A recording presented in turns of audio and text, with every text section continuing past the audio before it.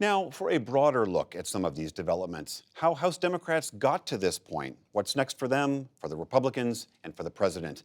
Again, our Lisa Desjardins is on Capitol Hill, tracking the latest, and White House correspondent Yamiche Alcindor is following the president at the UN General Assembly in New York. Welcome to you both. Lisa, to you first. What a difference a day makes.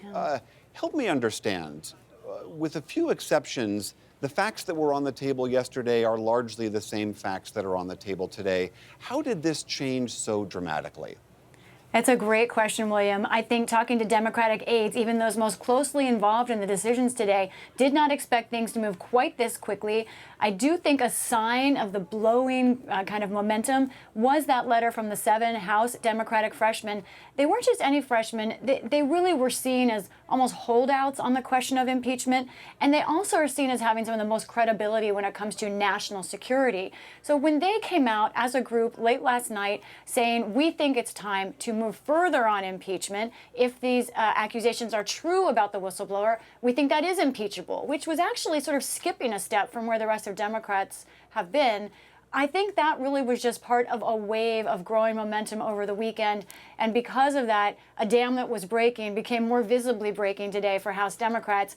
To me, the bigger question is, William, what exactly happened today? What does any of this mean, really, right? And I think the headline is that Democrats in the House are moving to impeachment proceedings, whatever you want to call them. Nancy Pelosi is now on board that effort. And here's another interesting thing, William, as we all try to get our hands around what is happening. I asked for some timeline information, got it from only one member, Pramila Jayapal, who's an important member of the House Judiciary Committee, Democrat from Washington State. William, she said, the point is we're going to now move more quickly on this question. It will not be a matter of months, she said. It will be faster than that. I know you, Lisa, you've also been talking with Republican members as well. You heard Congressman Harris just now putting his defense forward. What are the other House members you're talking to saying about all this?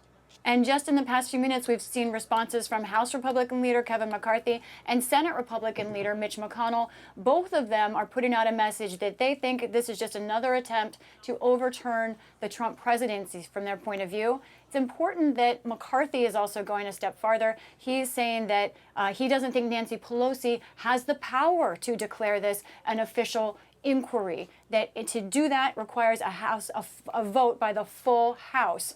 So we're going to see some real process debate coming up. But I think when you talk about the merits, more importantly, William, there seem to be two main camps of Republicans, those ardent defenders of the president, as we heard from a few minutes ago. But then I think most Republicans right now are not sure what to make of this. One of the more philosophical members I talked to, Mac Thornberry, told me he is concerned about what this does for the dialogue to the country, and that if there is just a continuing shouting over impeachment, he's not sure how one issue over another can be separated. So there's a little bit concern about what this could do for divide. We certainly have a lot of other moving pieces in this. The president says he's going to release the transcript of this call. We still haven't seen the whistleblower's complaint, but we know the director of national intelligence testifies Thursday. What are some of the other steps you might see? I think that's right. We also are told by the House Intelligence Chairman, as reported, he's hoping that the whistleblower themselves will appear before the committee. That would be in a closed session. So there will be more information that does put Democrats in an interesting position that they're moving forward. They're taking a big step before they have all the information, but they're confident based on what they already know, not just in this investigation, but in several investigations, that it's time to move up, ramp up their steps on impeachment.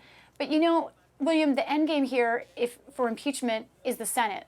And the House is taking a big step here. House Democrats are making a big statement today. But ultimately, for a president to be convicted, the Senate has to get on board. And right now, the Senate's nowhere near that. But House Democrats seem to believe that now there is enough evidence to build a stronger case, if not taking the president out, at least convincing voters perhaps to vote against him next year.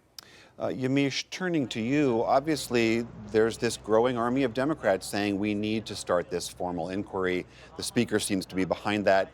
You're with the president. How is the president and the White House reacting to all of this today?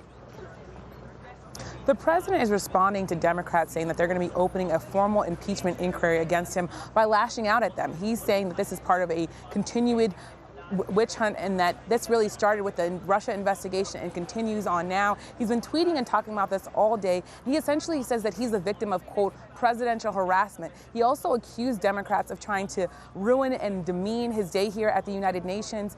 I've been also emailing with the White House press secretary, Stephanie Grisham. She said that Democrats were trying to weaponize politics. But then I asked her, I said, well, how are you going to push back on this impeachment inquiry, and how are you going to deal with all of this? And she said, well, we're going to be releasing the transcript of that call, and that's going to put all this to bed. That's going to make all of this look ridiculous. But of course, Democrats are asking for the actual whistleblower complaint. That's much different than just a transcript. So this is really going to be something that's going to continue to develop, and the White House is still trying to put together their plan. We saw the president today was also touting his approval rating amongst the GOP and tweeting out that percentage. Obviously, we have an election coming. That seems to be the sort of low rumble underneath all of this. Does the president see that this is a threat to him, or does he see that this might be a benefit to him? Impeachment is really a double-edged sword for President Trump. On the one hand, publicly, he's saying that impeachment would be positive for him. It would help him get reelected by energizing his voters. But privately, people that are close to the president are also very worried about whether or not this is going to be too distracting for him, that he's going to be so focused on impeachment and the impeachment inquiries that he's not going to be focused on what Republicans want to get done in their time in office. Now, I've also been talking to people at the campaign, and the campaign was actually fundraising off of this idea that the president might be impeached. They were collecting money and asking supporters for money for what they were calling an impeachment defense task force. The other thing to note is that the campaign manager, Brad Parscale, the campaign manager of President Trump's 2020 election bid, he was actually saying that this is going to, again, mobilize voters here. Now, I should say there are risks on both sides, and I've been talking to Democratic sources and Republican sources all day who essentially were saying we got here because people were really worried about whether or not this was going to be something good for either party. So what we're going to see is really risks on both sides, and people really trying to figure out whether or not this is going to be good for their party. All right, Yamiche and Lisa, thanks for bringing us up to speed.